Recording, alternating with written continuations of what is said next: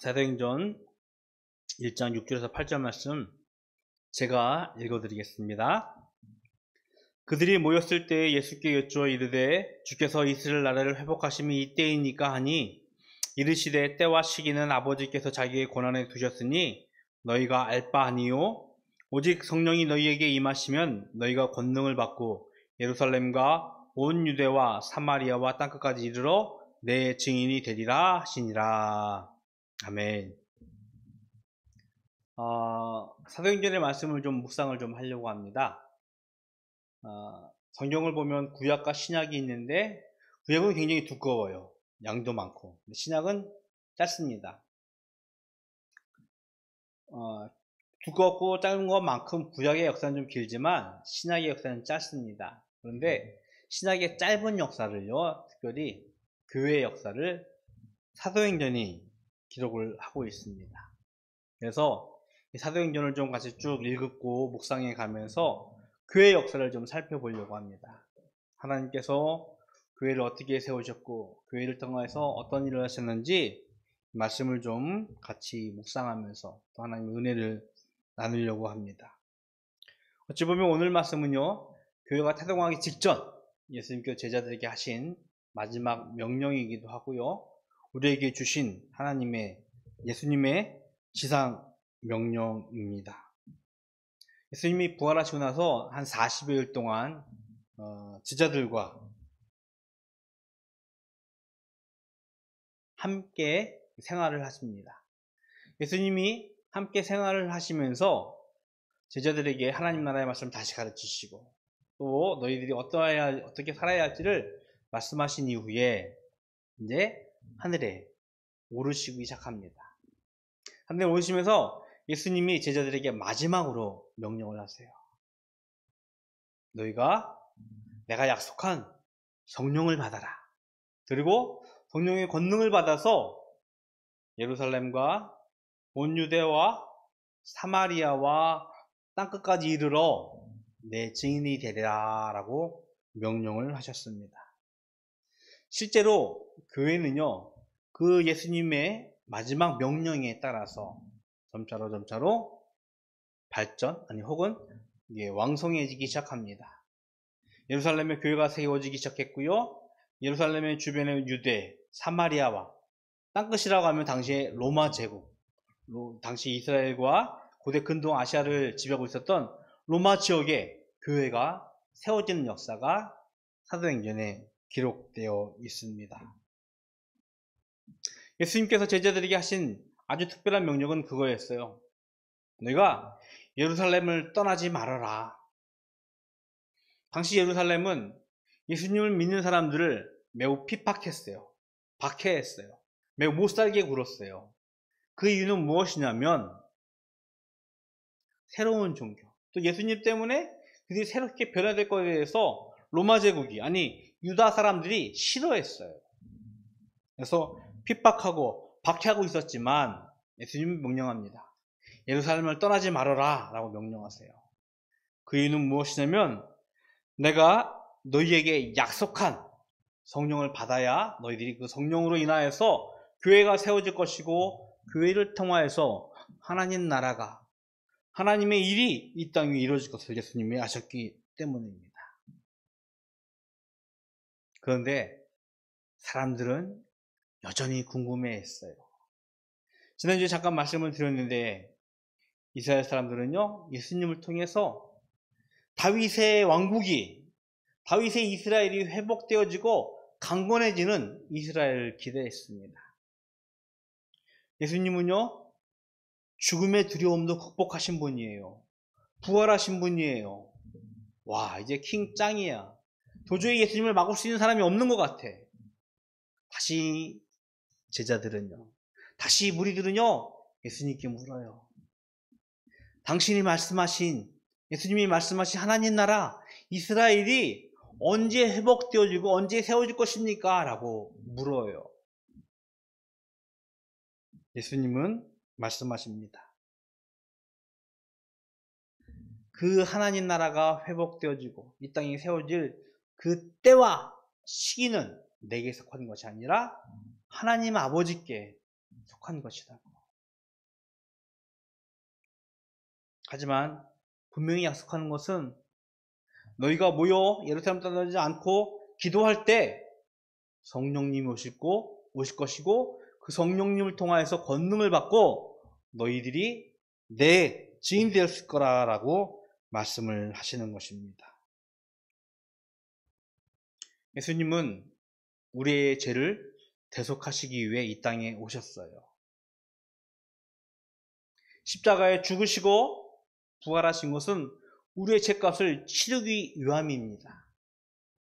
우리가 하나님 앞에 할 수 있는 자격을 주기 위함이었어요. 십자가의 죽음으로 그 목적을 완성하셨어요. 그리고 하늘로 올라가시면서 우리들에게 명령하십니다. 너희는 내 증인이 되리라.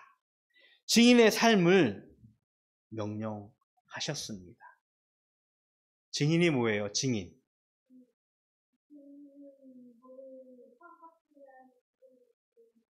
맞아. 증인은요, 좀 재판에서 많이 사용하는 용어예요. 어떤 사건, 어떤 일이 벌어졌을 때 그것을 직접 보고 체험했던 사람이 와서 그 사건이 거짓인지 진짜인지 증명하는 사람이에요. 즉, 예수님께서 제자들에게 증인의 삶을 명령하신 것은요, 내가 너희들에게 가르친 것, 즉 하나님 나라의 삶, 그리고 예수님의 죽음과 부활, 이것을 정확하게 전달하라고, 가르치라고, 그것을 다음 사람들에게, 내가 없는 사람에게도 알려주라고 증인의 삶을 살라고 명령하신 것입니다. 증인이 증언할 때 가장 중요한 것은요, 자신이 본 것, 자신이 들은 것, 자신이 경험한 것, 그것을 거짓 없이 본 그대로 전달하는 것이에요. 혹 거짓말하거나, 좀 어려운 말로 위증이라고 하는데, 위증하면 어떻게 되죠? 그 사람은요, 벌을 받아요. 왜냐하면은 증인자의 그 본분을 잘 못했기 때문입니다. 우리나라에서 가끔 이제 재판을 하거나 뭐 이제 청문회 같은 거 보면 거짓말도 하고 하는 사람들 봐요. 거짓말하면은 법에 따라서 감옥에 보낸다라고 법적으로 분명히 있습니다. 예수님이 제자들에게 명령하셨어요.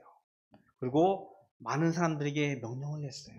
그리고 그 명령은 우리에게도 동일한데, 그 명령은 바로 예수님이 제자들에게 가르쳤던 하나님 나라의 삶, 그리고 예수님이 보여주셨던 그의 삶, 그리고 그의 죽음, 부활을 본 그대로, 체험한 그대로 가르치고 보게 하고 다른 사람에게 전달하라고, 바로 증인의 삶을 살라고 우리들에게 명령하신 것입니다. 예수님이 어떤 삶을 사셨어요? 가난하고 소외된 자들에게 가셔서 친구가 되어 주셨습니다. 배고프고 굶주린 자에게 그들의 배를 불려주게 되어주고, 아프고 힘들어하는 사람들에게 힘을 주시고 병을 낫게 해주고, 제일 중요한 우리의 죄를 위하여 죽으셨지만 그 죽으심에 그치는 것이 아니라 부활하시는 부활의 예수님을 우리에게 보여주셨습니다. 우리가 그것을 본 그대로, 체험한 그대로 증인의 삶을 살라고 우리들에게 명령을 하셨습니다. 그런데 우리는 여기서 매우 중요한 의문점이 하나 있어요. 예수님이 예루살렘에서 십자가에 죽으시고 부활하신 것, 제자들과 함께 보내셨던 그것은요, 시간적으로는 대략 2000년, 그리고 예루살렘이라는 아주 먼 땅, 시간과 공간 안에 큰 벽이 있어요. 우리가 가지고 있는 지식, 기술, 과학으로 그 시간과 공간의 간격을 좁히기에는, 넘어가기에는 매우 우리는 제한적입니다. 그래서 세상 사람들은 그래요. 너희들이 믿는 예수님은 2000년 전 저 이방의, 저 외국의 신이야. 우리랑은 아무 상관이 없어. 의미가 없어. 라고 이야기할 수 있습니다. 실제로 여자적이라고 표현하지만 문자적으로 우리가 성경에서 나오고 있는 예수님의 삶을 살려고 노력을 해요. 성경도 읽고 기도도 하고 가난한 사람들 도와주기도 하고 착한 일도 하려고 해요. 그런데 우리가 하다 보면 그것이 매우 소극적이고 혹은 제한적이라는 것을 우리는 알게 되어져요. 한번 스스로에게 물어보세요. 나 오늘부터 성경 열심히 읽을 거야. 매일같이 큐티할 거야 라고 하지만 그것이 쉽게 돼요? 이내 게을러지고 이내 그것을 멀리 떠나는 거예요. 가난하고 소외된 자들의 친구가 되어주고 도와주려고 노력을 하고 있지만 힘들어요. 너무나 고달퍼요. 아무도 안 안아주는 것 같아서 이것이 무의미한 것처럼 느껴지는 것이 우리의 모습입니다.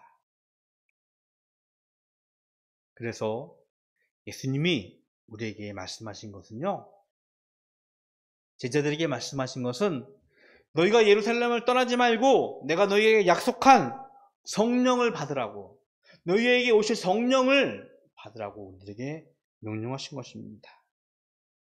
오늘 8절에 보니까 오직 성령이 너희에게 임하시면 너희가 권능을 받는다라고 했습니다. 즉 우리의 힘과 우리의 지식, 우리의 능력으로 예수님의 증인의 삶을 살라고 하는 것이 아니라 우리에게 약속한 그 성령님을 통하여서 증인의 삶을 살 수 있다라고 가르치신 것입니다. 성경을 한번 봤으면 좋겠습니다. 요한복음 14장 16절 17절 말씀입니다. 요한복음 14장 16절 17절 같이 한번 크게 읽겠습니다. 같이 요한복음 14장 16절 17절 시작.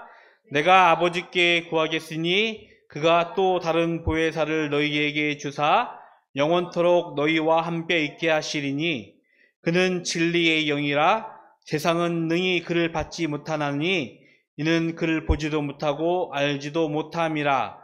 그러나 너희는 그를 아나니 그는 너희와 함께 거하심이요 또 너희 속에 계시겠습니다. 아멘. 여기서 보혜사는요 성령님의 또 다른 이름이에요. 그 보혜사라는 의미에는 우리를 대변해주고 우리를 변론해준다는 그런 의미를 가지고 있습니다. 내가 예수님이 하늘로 올라가셨지만 승천하셨지만 그 제자들에게 우리들에게 성령님을 약속하셨어요. 그 성령님이 오셔서 우리와 함께 거실 것이에요. 그는 세상이 알지 못해요. 세상이 그를 보지 못해요. 하지만 우리는 그를 알 수 있어요. 왜? 그가 우리를 도우실 것이고 우리와 함께 하시면서 오늘 예수님께서 우리에게 명령하신 증인의 삶을 살 수 있도록 권능을 주시는 분, 힘을 주시는 분이기 때문인 것입니다. 우리는요, 교회를 다니는 것이, 신앙생활을 하는 것이 그저 주일 되면 그냥 오는 것, 예배 드리는 것, 헌금하는 것, 거기에 멈추는 것이 아니에요. 우리로 하여금 예수님의 삶을 살도록 하는 거예요. 가난하고 소외된 자들의 친구가 되어주고 우리의 죄를 대속해서 예수님의 죽음과 부활을 증거하면서 증인의 삶을 살도록 우리에게 명령하신 것이 교회의 신앙생활이에요. 그런데 그것이 우리의 힘으로는 불가능해요. 우리의 능력으로는 할 수가 없어요.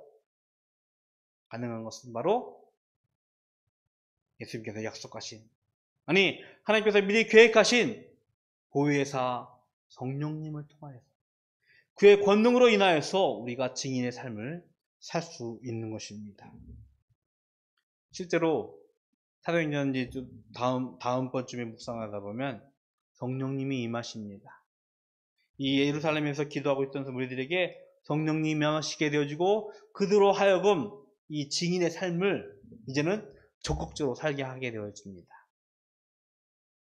예수님께서 우리에게 마지막으로 명령하신 성령을 받고 그의 권능을 받아서 예루살렘과 온 유대와 사마리아 땅끝까지 이르러 내 증인이라 되라라는 증인의 삶을 살라는 그 예수님의 명령에 바닷교회가 기꺼이 동참하기를 주님의 이름으로 축복을 드리겠습니다. 우리의 능력으로는 할 수 없지만 성령님의 힘을 빌어서, 성령님의 도우심을 빌어서 증인의 삶을 살 수 있는 것입니다. 이번 한 주도요, 우리의 힘으로는 살 수 없어요. 성령님께서 주시는 힘을 빌어서 그의 도우심과 인도하심과 그의 지혜의 능력을 힘입어 이번 한 주도 예수님의 삶을 살아나는, 예수님의 죽음과 부활을 증거하는 증인의 삶을 살아가는 바닷교회가 되기를 주님의 이름으로 축복을 드리겠습니다. 기도하겠습니다.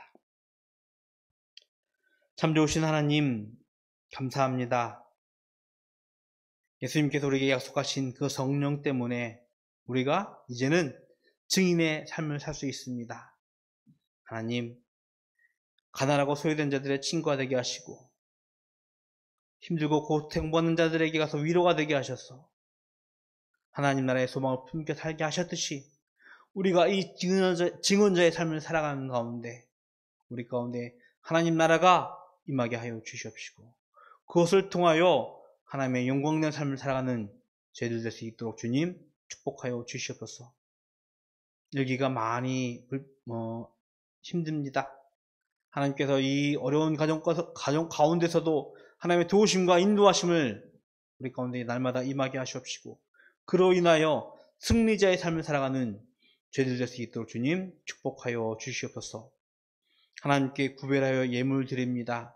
주일 예물로 또 소득의 10분의 1로 또 교회를 위하여 기도하는 마음으로 드린 모든 손길 주님께서 기억하여 주시옵시고 그 손길로 하여금 하나님의 영광이 드러나게 하여 주시옵소서.